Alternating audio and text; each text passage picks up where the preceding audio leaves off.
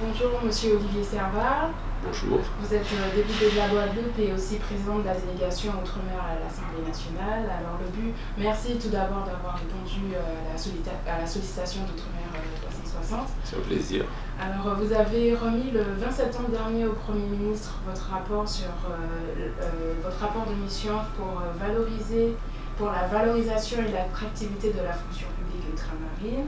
Alors, vous avez présenté 20 propositions. Alors, est-ce que vous pouvez nous parler de ces propositions dont vous avez émis quelques pistes sur ce dossier? Oui, tout d'abord, merci de votre invitation et je salue les auditeurs d'Outre-mer 360. Oui, d'où vient ce rapport confié par le Premier ministre? C'est lors du voyage du président de la République au lancement des Assises des Outre-mer en Guyane. J'ai eu la chance d'être invité à son avion présidentiel et à sa table, à petit déjeuner, à déjeuner, autour de cette table ovale, j'ai constaté avec lui que l'aéropage qui l'accompagnait correspondait un petit peu à la haute administration française, c'est-à-dire peu diversifiée. Et c'est ainsi que je lui ai fait remarquer cela. Il l'a constaté avec moi et s'est retourné vers le ministre de la fonction publique, M. Darmanin, en lui disant « il faut qu'on améliore les choses ». Entre-temps, on m'a demandé une proposition de loi et pour affiner cette proposition de loi, m'a été confié ce rapport.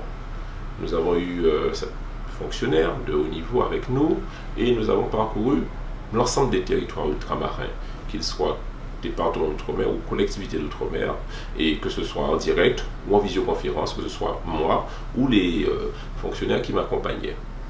Les propositions formulées, quelles sont-elles? Tout d'abord, il s'agit d'identifier à budget constant, puisque vous savez, le budget de la France aujourd'hui est contraint par les obligations européennes et il s'agit d'être raisonnable. Budget constant, nous avons identifié une source d'économie importante, 140 millions d'euros d'économie. Tenez-vous bien, mademoiselle Ulysse, 140 millions d'économies par année. D'où viennent-elles, ces possibles économies?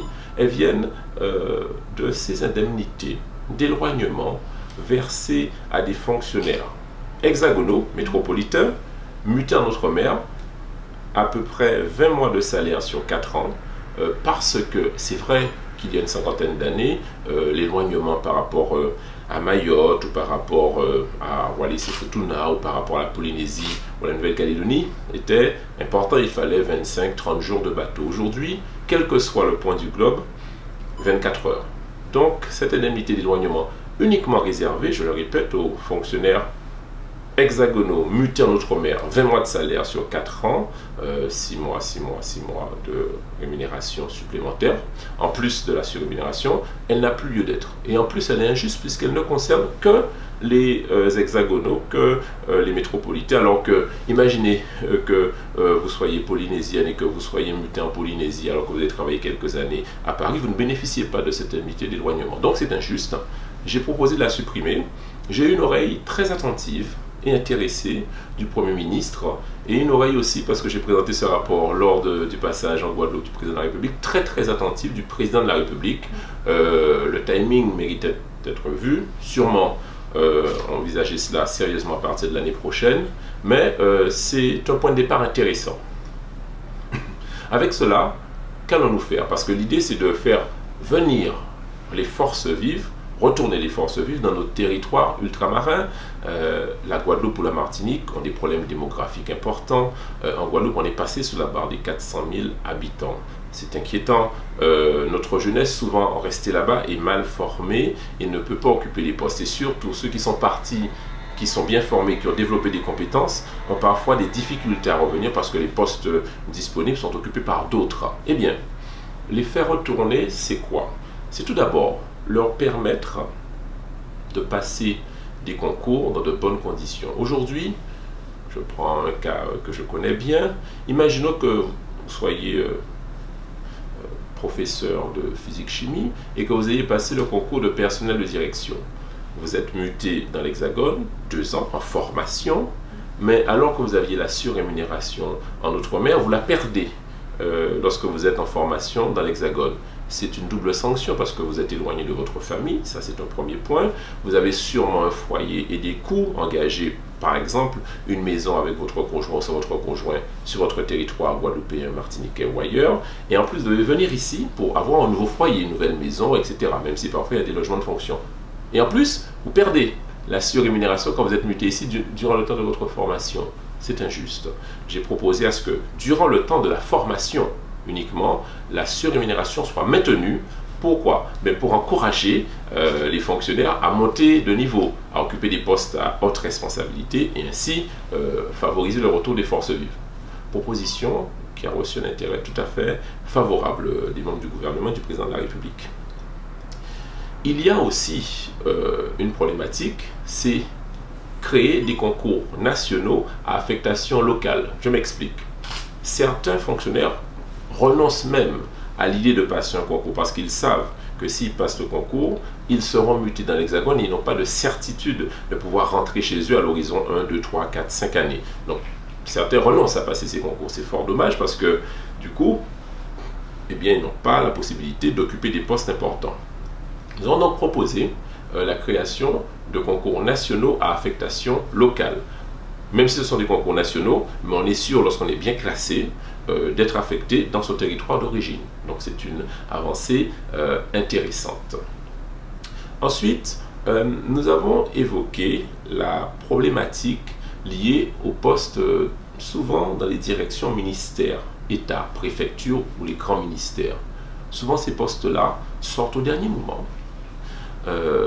Et du coup, les fonctionnaires sur place n'ont pas l'information de ces concours, de ces postes, ils ne sont pas préparés.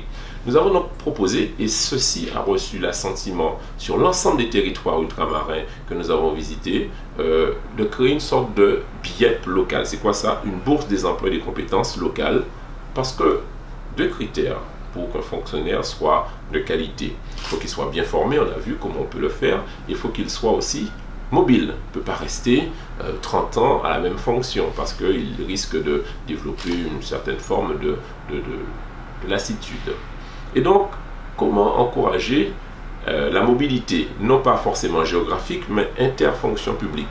Par exemple, passer de la fonction publique territoriale à la fonction publique d'État, de la fonction publique d'État à la fonction publique hospitalière. Eh bien, il faut créer donc cette bourse des emplois locaux, cette BIEP locale, en mettant autour de la table les fonctions publiques d'État, les fonctions publiques hospitalières, les fonctions publiques des collectivités territoriales, et pourquoi pas aussi, ce sera un champ à développer du rapport, les entreprises privées, et ainsi, dans le cadre de ce qu'on appelle une gestion prévisionnelle des emplois et des compétences, parce qu'il faut que chacune des fonctions publiques mette sur la table leur prévision de besoins à l'horizon 1, 2, 3, 4 ans pour que, par exemple, si vous êtes fonctionnaire de la fonction publique territoriale et que vous êtes intéressé par un poste de sous-direction à jeunesse et sport, que vous puissiez vous préparer, vous organiser avec votre famille, passer des concours pour le moment venu, lorsque ce poste sera libéré, que vous puissiez l'occuper en bonne et due forme. Donc on a proposé cela, ça reçoit l'assentiment et c'est intéressant, mais il faudra que chacun joue le jeu et qu'il mette sur la table bien plus tôt qu'à l'heure actuelle les postes de l'État pour que ce ne soit pas réservé ou fléché, préfléché, je dirais entre guillemets à des petits copains. Il s'agit aussi d'encourager mieux la formation. Et la formation, c'est aussi travailler avec les universités locales pour pouvoir préparer mieux ceux qui préparent au concours, avec pourquoi pas la venue soit par visioconférence, soit en direct de jurys qui connaissent bien et qui participent ou qui ont participé à des jurys de haut niveau pour un peu mieux former les personnes sur place. On s'est intéressé aussi au CIMM, Centre des intérêts matériels et moraux, parce que là il y a une vraie problématique. Ça a été institué par la loi égalité réelle, mais parfois c'est appliqué avec subjectivité. Donc nous avons proposé dans notre rapport une mesure, une recommandation pour objectiver ces critères CIMM. En fait, avoir des points, parce qu'il y a CIMM et CIMM, et il y a des degrés de CIMM. Par exemple, si vous êtes né en Outre-mer, que vos parents sont nés en Outre-mer, que vos grands-parents maternels et maternels sont nés en Outre-mer, que vous avez une maison en Outre-mer, que vous avez des enfants en Outre-mer, c'est pas pareil que si vous avez juste un conjoint ultramarin. Alors que pour l'instant, le critère du CIMM est équivalent entre la solution 1 que je viens de vous indiquer et la solution 2. Imaginons que quelques de non-ultramarins trouvent l'amour, tant mieux, en Outre-mer, il est considéré comme CIMM par rapport à son conjoint. Donc, on doit, à mon avis, objectiver et mesurer l'intensité du CIMM pour prioriser ceux qui ont plus d'intensité CIMM que ceux qui en ont un peu moins. Dans la mesure de l'intensité, nous avons aussi le nombre d'années selon lesquelles nous avons sollicité les mutations. La personne qui sollicite une mutation pour la première année, ce n'est pas la même situation que la personne qui sollicite une mutation pour la 10e année. Donc au fur et à mesure des années de mutation sollicitées, il aura de plus en plus de points pour rentrer plus facilement. Donc voilà un petit peu ce que nous avons proposé au président de la République, au Premier ministre, et je vous le dis, nous avons reçu à chaque fois une attention toute particulière, intéressée, et il a été convenu qu'il y ait un groupe de travail sur le CIMM qui voit le jour très bientôt pour que l'année prochaine ceci se mette en place, parce que c'est un long travail avec les ministères, et notamment pour la refonte de l'indemnité d'éloignement l'année prochaine aussi. Le président est tout à fait intéressé à mettre cela sur la table. D'accord, vous embrayez sur ma prochaine question concernant l'indemnité d'éloignement. Vous avez proposé de les supprimer pour les hexagonaux, mais de l'autre côté, vous émettez aussi l'idée que le lien entre surrémunération et attractivité devrait être renforcé pour les postes moins attractifs. Ne craignez-vous pas que, par exemple, ces hexagonaux qui veulent aller en hexagone profitent justement de cette possibilité-là? Alors, vous avez raison de me rappeler qu'on a aussi parlé d'attractivité. Vous savez, il y a des territoires, Mayotte, Guyane, où dans certains territoires, certains postes, par exemple les médecins dans les hauteurs de la Réunion ou de Polynésie, où il n'y a pas de demande, il n'y a pas de fonctionnaires qui veulent y aller. Pour tout un tas de raisons, parce que être aussi éloigné dans des territoires un peu particuliers, on va dire, eh bien, il n'y a pas de fonctionnaires, il n'y a pas de candidats. Pour cela, nous devons renforcer l'attractivité parce qu'on a besoin d'un État fort sur l'ensemble de ces territoires et des fonctionnaires bien formés. C'est pour cela qu'il faut créer des conditions matérielles d'installation de ces fonctionnaires pour leurs familles, logement, aussi des crèches, peut-être pour leurs conjoints, du travail. C'est important parce que sinon on n'aura pas de fonctionnaires et ce serait vraiment dommage. On a proposé aussi à ce que le passage en outre-mer dans ces situations difficiles où il n'y a pas d'envie de fonctionnaires d'y aller, qu'on puisse bonifier le passage en outre-mer, par exemple, qu'une année passée compte double. Comment, vous avez parlé de la proposition de groupe de travail sur les CIMM, comment s'assurer que toutes les mesures que vous avez proposées et dont certaines vont être appliquées déjà en 2019 seront bien respectées et seront appliquées? Eh bien, on verra ça dès rapidement le premier trimestre 2019, puisqu'il y a le projet de loi du gouvernement sur la réforme de la fonction publique, et logiquement, toutes ces mesures devront y être. Donc, on sera fixé très rapidement, sachant que je ferai partie du comité de pilotage pour les CIMM. Autre question, on va passer sur une question qui fait beaucoup débat actuellement, celle de l'abattement fiscal. Alors, quelle est votre position sur ce sujet? J'ai eu à le dire à la ministre, j'ai eu à le dire au ministère des Outre-mer, j'ai testé cette réforme Outre-mer et notamment en Guadeloupe, elle ne passe pas.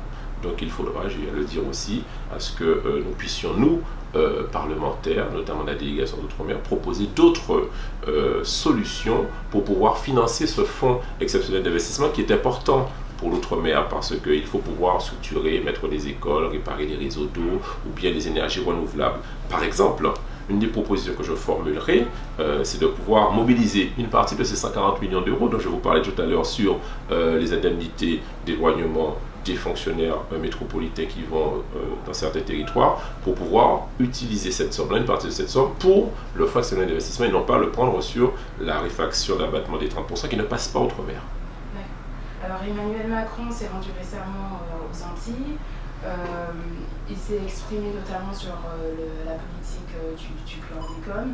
Vous êtes également l'auteur en juillet dernier d'une proposition de loi sur l'indemnisation, alors que le président de la République a évoqué une responsabilité collective, mais n'a pas vraiment parlé de réparation ou d'indemnisation. Alors que va devenir cette proposition de loi que vous avez déposée? Vous savez, le travail parlementaire est souvent long. Je vous prends l'exemple des indemnisations sur les essais nucléaires en Tahiti, Mururoa. Ça date de 40 ans. Je me suis rendu sur place, les premières indemnisations tombent là, il y a à peu près 1 an, 2 ans, à la hauteur de 10-15 000 euros par personne. C'est très long, mais il faut qu'on y aille. J'ai déposé une proposition de loi pour poser 2 questions simples. Comment fait-on pour indemniser les victimes, les prendre en charge? Et deuxièmement, comment fait-on pour dépolluer les sols qui pour l'instant sont pollués pour 700 ans. Nous sommes contents de voir que le gouvernement a pris cette affaire à bras le corps, puisque je rappelle que le gouvernement est là que depuis 1 an et demi et que cette problématique du chlordécone date de 20 années. Et je me demande ce qu'ont fait les gouvernements précédents. Nous avons pris les choses à bras le corps. Le député que je suis, avec d'autres, hein, les autres députés de la Guadeloupe, mais aussi de la Martinique, hein, tous ensemble, à l'unisson, nous avons travaillé sur cette question-là. Et oui, après Hélène Vainqueur-Christophe, après d'autres, j'ai déposé une proposition de loi. Il s'agira de la faire vivre. Par exemple, nous discutons avec d'autres collègues aujourd'hui pour, pourquoi pas envisager une mission d'information, parce qu'on nous dit que le lien entre chlordécone et cancer n'est pas avéré. Je sais que la ministre de la Santé et des Solidarités nous a dit qu'elle va faire en sorte de lancer un appel à projet pour avoir un consortium de scientifiques pour faire le point définitif sur ça. D'accord, allons-y, ne tardons pas, il y a un colloque en octobre, je suis content. Je sais que l'enquête Madi Prostate a été relancée en Martinique. Je sais que la cartographie des terres polluées est en cours de finalisation. Je sais donc que l'État a reconnu une responsabilité collective au plus haut sommet, au niveau de son président. Eh bien, de façon concomitante, parce que je rappelle que nous sommes le pouvoir législatif, nous ne sommes pas au gouvernement, nous sommes contre-pouvoir, je dirais, ou pouvoir accompagnant le pouvoir exécutif, nous sommes le pouvoir législatif. Eh bien, nous allons avancer de ce point de vue-là. Le député Lakila du Modem est très intéressé sur cette question-là. Nous avancerons dessus et moi, je souhaite qu'il y ait une mission d'information de l'Assemblée nationale pour avancer sur ce sujet-là. D'accord, vous proposez une mission d'information. La France Insoumise a proposé ce matin, du moins a annoncé en conférence de presse qu'elle souhaiterait créer une commission d'enquête sur le scandale justement du chlordécone. Est-ce que c'est une commission dans laquelle vous pourriez siéger ou pas? Moi, je demande une mission d'information. Vous savez, c'est moins agressif. Il y a des membres de la majorité de l'opposition et on avance de façon intelligente. Et ne doutez pas de ma détermination à faire toute la lumière et à indemniser les victimes et à dépolluer les sols. Cependant, la France Insoumise, c'est son droit en tant que force d'opposition de demander une commission d'enquête. On verra son aboutissement à l'Assemblée nationale. Je pense que tout projet visant à faire la lumière sur cette situation est le bienvenu. Alors, vous êtes également président de la délégation Outre-mer à l'Assemblée nationale, qui ces prochaines semaines va être très active. Alors, pouvez-vous nous parler des actualités de votre délégation? Oui, la délégation, bien évidemment, s'intéresse à l'ensemble des projets de loi du gouvernement qui s'intéressent aux Outre-mer. Nous avons des référents dans chacune des commissions thématiques, mais nous avons aussi, nous avons fait beaucoup de rapports. D'ailleurs, on fera notre rapport d'activité aujourd'hui même, hein, je dirais, ce 3 octobre. Et puis, nous avons aussi voulu faire des colloques. Nous avons déjà fait des colloques sur plusieurs thèmes, femmes totem. Nous avons assuré aussi des projections de films pour pouvoir mettre en lumière la culture ultramarine. Et là, dans le cadre du mois créole, nous avons un colloque le 12 octobre pour mettre en lumière les cultures créoles avec une association dont la marraine est la ministre Paul Angevin. Je suis aussi le parrain de cette affaire-là et les autres députés seront bien présents. Et nous avons aussi un colloque le 18 octobre sur la drépanocytose avec l'association APIPD de Génie Hippocrate qui fait un travail extraordinaire et nous sommes très heureux de pouvoir mettre en lumière son travail. D'accord. Alors ma dernière question sera d'ordre local. Vous êtes le président du mouvement Ecosabim. Alors comptez-vous vous positionner pour les élections municipales en 2020? Le mouvement Ecosabim, effectivement, c'est le mouvement politique le plus puissant aujourd'hui aux Abîmes, est un mouvement dont l'article 1 a écrit « Administrer la ville des Abîmes ». Donc l'ADN politique du mouvement Ecosabim, c'est d'administrer la ville des Abîmes. Donc très clairement, le mouvement Ecosabim, mais pas que lui et tous ses alliés. Nous avons aujourd'hui un certain nombre d'alliés. Nous avons le sénateur Théophile aujourd'hui. Nous avons Construisons ensemble de Jean-Luc Mélis et Martine Lacot. Nous avons aussi le GAD de Paul Napri. Nous avons Cap Horizon de Max Cellini. Nous avons aujourd'hui Ballon pour Zabim de Louis Galantine. Nous avons l'UDI avec la jeune Jessica Compère. Nous avons aussi des membres éminents du Parti communiste, Paul Killery-Selbonne. Bref, nous avons le soutien du GUSR, le parti le plus puissant en Guadeloupe. Nous avons le soutien du président de région, Harry Chalus. Bref, le mouvement Ecosabim et ses alliés, nous sommes en ordre de marche parce que nous ne sommes pas satisfaits de la gestion actuelle de la ville des abîmes. Les impôts nous étranglent, nous ne sommes pas satisfaits aujourd'hui des coupures d'eau, nous ne sommes pas satisfaits de la politique culturelle, sportive, nous ne sommes pas satisfaits de l'architecture, nous ne sommes pas satisfaits de l'image même donnée aux abîmiens par le chef des édités. Donc le mouvement Ecosabim sera présent et désignera le moment venu son chef de file. D'accord. Merci beaucoup, M. Bissara. Merci à vous.